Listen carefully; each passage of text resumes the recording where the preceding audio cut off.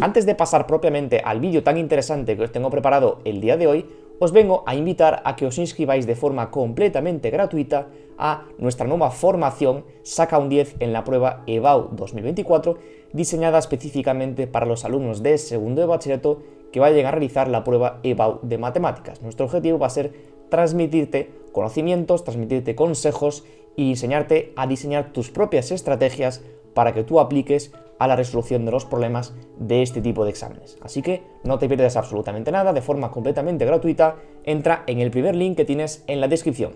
Y ahora sí, pasemos con el vídeo. Bienvenido a este nuevo vídeo y en el día de hoy vamos a resolver uno de los ejercicios más importantes del bloque de geometría analítica, que es calcular la distancia entre un punto y un plano. ¿Vale? Vamos a ver inclusive de dos formas distintas, una donde vamos a razonar un poquito más y la segunda donde simplemente os voy a enseñar cómo podemos aplicar una fórmula y resolver directamente todos los ejercicios de este tipo, ¿vale? Así que, sin más dilación, pasemos directamente con el vídeo. ¿Cuál va a ser la idea cuando queremos calcular la distancia entre un punto y un plano?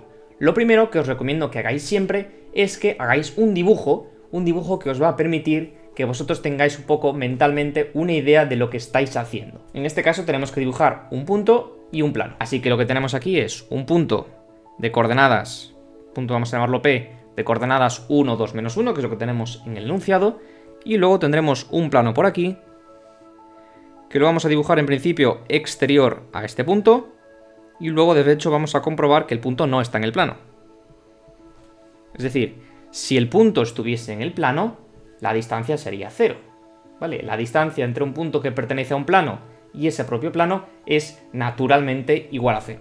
Así que, si ese será el caso, no sería realmente muy interesante.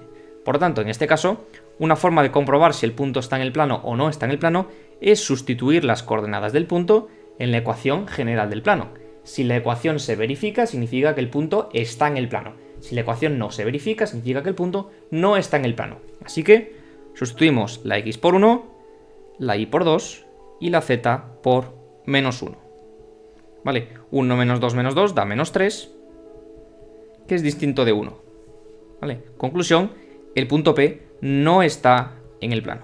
¿Vale? Realmente, por tanto, tiene sentido que queramos calcular la distancia entre el punto P y el plano pi. Por lo tanto, la primera forma de resolver este ejercicio va a ser buscar y entender qué será la distancia entre el punto P y el plano pi.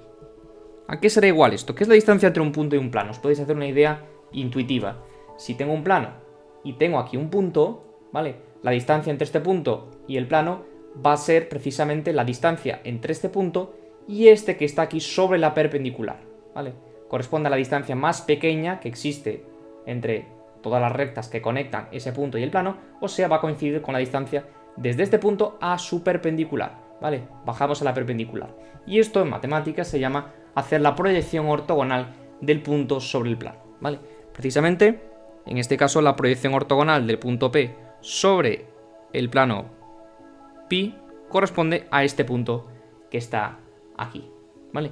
De esta forma, la distancia entre el punto P y el plano pi va a coincidir con la distancia entre el punto P y el punto P sub pi. Es decir, la distancia entre el punto y la proyección ortogonal de ese punto sobre el plano, ¿vale? Y esto, si conocemos esa proyección ortogonal, que ahora vamos a ver cómo se calcula, es muy fácil, porque simplemente la distancia entre dos puntos ya sabemos que es el módulo del vector que va de uno a otro. ¿Vale? Y sería simplemente calcular este número y ya está. ¿Vale? Esta sería la primera forma de hacer el problema. Por lo tanto, lo que tenemos que hacer es calcular esa proyección ortogonal, ¿vale? Os voy a explicar cómo podemos calcularla. Precisamente, fijaos, vemos aquí intuitivamente. ¿Qué es lo que se verifica? Se verifica que esto está sobre la perpendicular del plano, ¿vale? Es decir, podemos construir una recta, que la voy a llamar R, de forma a que se cumpla lo siguiente. Primero, el punto P está en la recta R, ¿vale? Precisamente porque está sobre la perpendicular cuando bajamos el punto sobre el plano, y lo siguiente que tenemos es que la recta será perpendicular a este plano, precisamente porque estamos en la perpendicular. Así que si la recta es perpendicular al plano, sabemos que dado un plano cualquiera, tenemos un vector que es perpendicular a ese plano, que es el vector normal. Así que si la recta es perpendicular al plano, significa que la dirección de la recta va a ser la misma que la dirección de este vector normal. Así que podemos tomar el vector director de la recta R como siendo el propio vector normal del plano. Y el vector normal del plano es muy fácil de calcular si tenemos el plano en la ecuación general. Corresponde simplemente a los coeficientes de las incógnitas x, y, z en esa ecuación general, ¿vale? Por lo tanto, en este caso, el vector normal del plano pi corresponde con 1, menos 1, 2.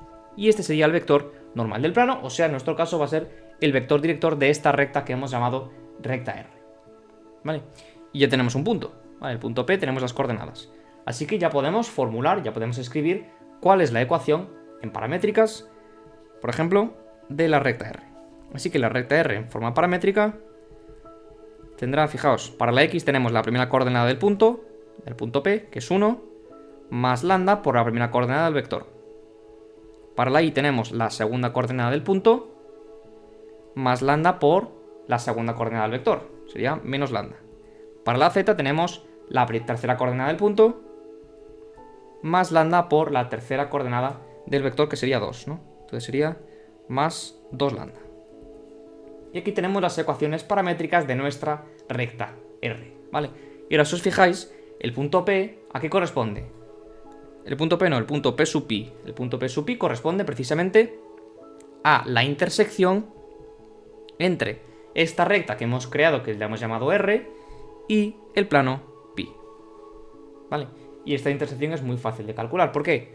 Porque tenemos aquí arriba la ecuación general del plano, tenemos aquí abajo la ecuación paramétrica de la recta, de forma a que si sustituimos x por esto, y por esto y z por esto en la ecuación general del plano, vamos a resolver la ecuación, vamos a tener valores de lambda que verifican esa igualdad, de forma que tendremos un punto definido, y ese punto será la intersección, ¿vale? Entonces, vamos a la ecuación general del plano y sustituimos la x por 1 más lambda, la y por 2 menos lambda y la z por menos 1 más 2 por lambda, ¿vale? Y esto debe ser igual a 1. Y lo que tenemos aquí es una ecuación de primer grado súper fácil de resolver, ¿vale? Fijaos, tenemos 1 más lambda menos 2 más lambda menos 2 más 4 lambda igual a 1. Así que este 1 se nos va y tenemos 6 lambda igual a, aquí sería menos 4, por lo tanto sería 4, de forma que lambda igual a 2 tercios será nuestro resultado, ¿vale? Conclusión, el punto P sub pi tendrá coordenadas, ahora cuando lambda vale 2 tercios tenemos que ir a la ecuación de la recta precisamente y sustituir lambda por 2 tercios. Tendremos el punto 1 más 2 tercios, o sea, 5 tercios. La segunda coordenada será 2 menos 2 tercios, o sea, 4 tercios. Y la tercera coordenada será menos 1 más 4 tercios, es decir, 1 tercio.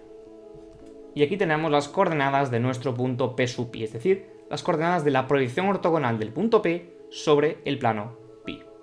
Y ahora simplemente la distancia entre P y pi hemos dicho que va a ser el módulo del vector que va desde el punto hasta este otro punto, ¿vale?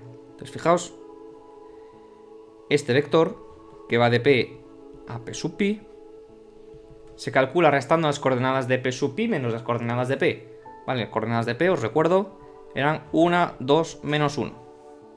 De forma que tendré, la primera coordenada será 5 tercios menos 1, o sea, 2 tercios.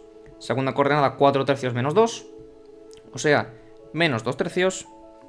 La tercera coordenada será menos 1, o sea, 1 tercio menos menos 1, o sea, 1 tercio más 1, por lo tanto, 4 tercios.